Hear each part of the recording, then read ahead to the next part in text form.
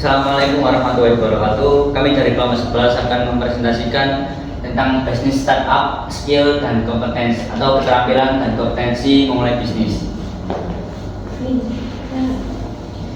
Yang pertama, basic bisnis startup skill atau keterampilan dasar memulai bisnis, yaitu dalam memulai bisnis dimulai dengan sumber daya yang dimiliki wirausaha atau keterampilan pengetahuan keuangan yang kemudian diterapkan pada peluang bisnis yang sesuai dan melibatkan proses membuat, melakukan dengan sumber daya apapun yang dimiliki wirausaha.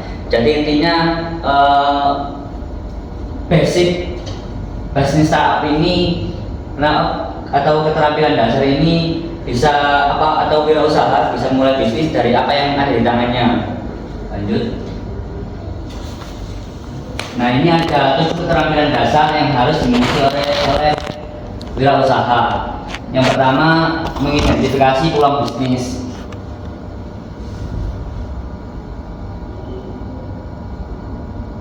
Nah, contohnya itu kayak jika ada sesuatu selanjutnya ada keterampilan dasar yang harus dimiliki oleh wirausaha. Yang pertama itu mengidentifikasi peluang bisnis. Contohnya, kalau misal di suatu tempat itu nggak ada minuman atau gersang, nah itu kita mengidentifikasi peluang bisnis apa yang harus kita buat. Yang kedua, menciptakan produk atau layanan baru. Yang ketiga, mengolah inovasi. Terus yang keempat, menjadi pemimpin dan komunikator. Yang kelima, membangun jaringan profesional. Yang keenam, mekomersialkan ide baru. Dan yang ketujuh, mengelola bisnis. Nah, ini ada digital skills atau keterampilan digital yang harus dimiliki oleh kewirausahaan.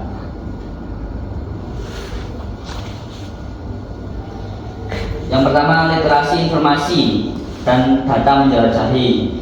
Terus mencari dan menyaring data, informasi dan konten digital, evaluasi data, informasi dan konten digital, mengelola data, informasi dan konten digital, komunikasi dan kolaborasi, berinteraksi melalui teknologi digital, berbagi melalui teknologi digital, berpartisipasi dalam kewarganegaraan melalui teknologi digital, kolaborasi melalui teknologi digital, etika dari mengelola identitas digital, pembuatan konten digital, mengembangkan konten digital, integritas dan pengelolaan ulang konten digital hak cipta dan lisensi programan keamanan, melindungi perangkat, melindungi data pribadi dan privasi, melindungi kesehatan dan kesejahteraan, melindungi lingkungan, memecahkan masalah, teknis mengidentifikasi kebutuhan dan respon teknologi, menggunakan teknologi digital secara kreatif, mengidentifikasi kesenjangan kompetensi digital. Lanjut.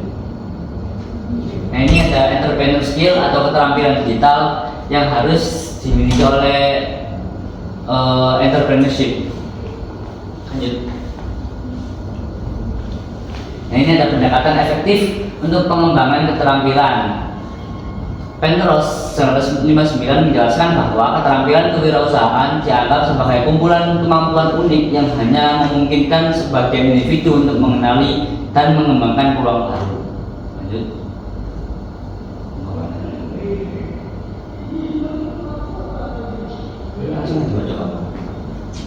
Gambar ini menjelaskan konsep kewirausahaan efektif, khususnya prinsip burung di tangan. Intinya, wirausaha memulai bisnis dari apa yang sudah dimiliki secara besar yang sudah pasti.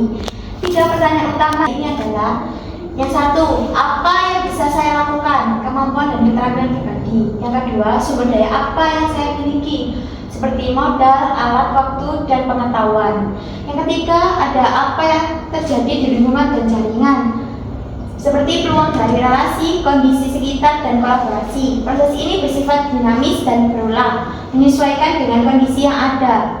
Wirausaha tidak fokus pada prediksi masa depan, tetapi mengendalikan apa yang bisa dikendalikan sekarang dengan sumber daya yang tersedia. Next. Yang kedua, gambar ini menjelaskan bagaimana peluang usaha dikenal dikenali oleh seseorang wirausaha. Peluang tidak muncul secara kebetulan, tetapi merupakan hasil dari kombinasi tiga unsur utama seperti gambar tersebut. Yang pertama ada keinginan untuk berwirausaha, motivasi dan minat seseorang untuk memulai usaha.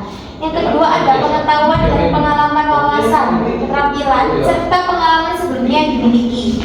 Yang ketiga ada kewaspadaan wirausaha, seperti kepekaan dalam melihat masalah, kebutuhan pasar, dan celah bisnis. Ketiga unsur tersebut disaring dan akhirnya menghasilkan pengakuan peluang, yaitu kemampuan melihat ide bisnis yang bisa dijalankan. Artinya, semakin tinggi motivasi, pengetahuan, dan kepekaan seseorang, semakin besar peluang usaha dapat dikenali. Selanjutnya ada the affordable loss principle. Kerugian yang dapat ditanggung berkaitan dengan keputusan wirausaha tentang jumlah waktu usaha, keterampilan, dan uang yang bersedia mereka investasikan dalam usaha tersebut. Fokusnya bukan pada sumber daya atau uang yang Anda butuhkan untuk memulai bisnis baru. Selanjutnya ada the Crazy-Quilt Principle.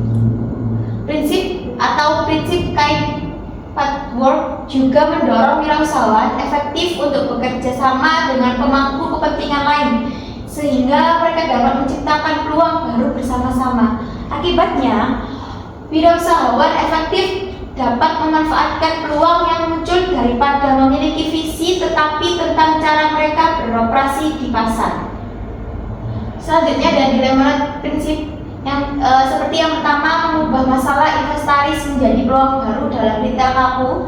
Stok yang tidak laku dianggap sebagai kegagalan. Namun dengan prinsip Lemonade, retail melihat ini sebagai peluang untuk bereksperimen. Yang kedua adalah memanfaatkan pergeseran perilaku konsumen atau seperti kasus COVID-19. Seperti yang Anda sebutkan, pandemi adalah lemon, raksasa bagi retail fisik. Perusahaan yang menggunakan prinsip ini tidak menunggu keadaan kembali normal, melainkan beradaptasi. Yang ketiga adalah mengubah keluhan pelanggan menjadi loyalitas. Keluhan pelanggan adalah lemon. Jika ditangani secara defensif, Anda kehilangan pelanggan. Jika ditangani dengan prinsip Lemonade. Selanjutnya ada the pilot in the plane principle. Wirausahawan yang efektif tidak hanya pasrah pada kondisi pasar yang lebih luas, tetapi mampu secara sadar menciptakan masa depan mereka sendiri. Selesai. Itu lanjutannya saya lisan. Jadi kita akan bahas materi pertumbuhan tahap awal mengembangkan pengetahuan, keterampilan, dan kemampuan. Intinya di tahap awal bisnis itu penting banget buat kita pengembangan diri, bukan cuma soal uang, tapi juga modal pengetahuan, keterampilan, dan kemampuan. Pengetahuan ini kayak teori dasar yang harus kita kuasai. Misalnya, kita mau jualan kopi, ya harus tahu jenis-jenis kopi, cara nyeduh yang enak, dan trik marketingnya. Untuk keterampilan, nah ini lebih ke prakteknya. Contohnya, skill negosiasi sama supplier, skill bikin laporan keuangan sederhana, atau skill ngelayanin pembeli dengan ramah. Kemampuan ini lebih luas lagi, kayak kemampuan kita beradaptasi sama perubahan pasar, kemampuan buat ngambil keputusan yang tepat, atau kemampuan buat mimpin tim. Intinya, kenapa ini penting banget? Soalnya kemampuan wirausaha itu emang nggak semua orang punya. Riset juga nunjukin kalau pengusaha itu nggak bisa untung kalau nggak ada modal manusia manajerial. Maksudnya, kita harus punya orang yang bisa ngurusin fungsi dan proses khusus di bisnis kita, biar peluang yang ada bisa dimaksimalin. Nah, mari kita bedah satu-satu kompetensi yang penting banget buat bangun bisnis. Yang pertama, ada kompetensi meta pribadi dan perilaku atau PPMC. Intinya, ini soal kemampuan kita buat ngatur diri sendiri, gimana caranya kita tetap positif dan percaya diri pas lagi bangun bisnis yang penuh tantangan. Yang kedua, ada kompetensi metafungsional atau VMC. Ini soal kemampuan kita buat ngasilin sesuatu yang relevan sama bisnis kita, biar bisnis kita bisa jalan dan berkembang. Yang ketiga, ada pengetahuan dan kompetensi kognitif meta atau KCMC.